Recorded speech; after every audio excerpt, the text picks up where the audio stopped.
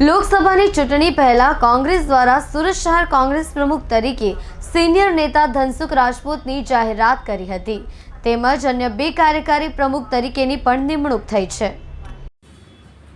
કોંગ્રેસ પક્ષે આગામી લોકસભાની ચૂંટણીને લઈને તૈયારીઓ શરૂ કરી દીધી છે। વિધાનસભાની ચૂંટણીમાં તમામ બેઠકો હારી ગયા બાદ હવે લોકસભાની ચૂંટણીમાં સંગઠન મજબૂત કરવા માટે કેટલાક મહત્વના ફેરફાર કરવામાં આવ્યા છે, જેમાં સુરત શહેર માટે નવા પ્રમુખ તરીકે ધનસુખ રાજપૂતની નિમણૂક કરવામાં આવી છે તેમજ અન્ય બે કાર્યકારી પ્રમુખ તરીકેની પણ નિમણૂક થઈ છે।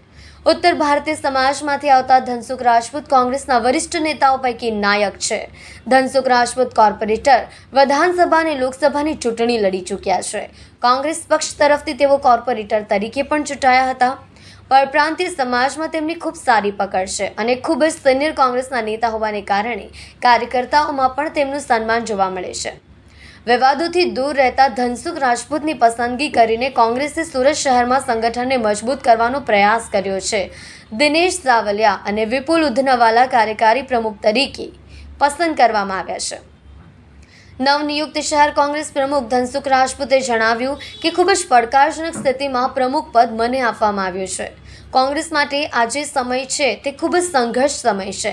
આગામી લોકસભાની ચૂંટણી પણ આવી રહી છે, ત્યારે અમે બૂથ લેવલ સુધી મજબૂત સંગઠન કરવાનો પ્રયાસ કરીશું। શહેરભરની અંદર અમારા અન્ય કાર્યકારી પ્રમુખોને સાથે રાખી દરેક વોર્ડમાં સંગઠન સક્રિય કરવા માટેનું કામ શરૂ કરીશું। કોંગ્રેસની વરણીમાં સૌથી પહેલાં તો હું કોંગ્રેસ પાર્ટીનો ખૂબ ખૂબ હૃદયપૂર્વક આભાર માનું છું। મારા જે સાથી મિત્રો છે તે લોકોનો આભાર માનું છું કે જે લોકોએ મને ટેલિફોનિક રીતે અને અત્યારે પણ જે શરૂઆતમાં મેં 4 થી 6નો ટાઈમ આપ્યો છે, બધા મિત્રો આવે પણ છે।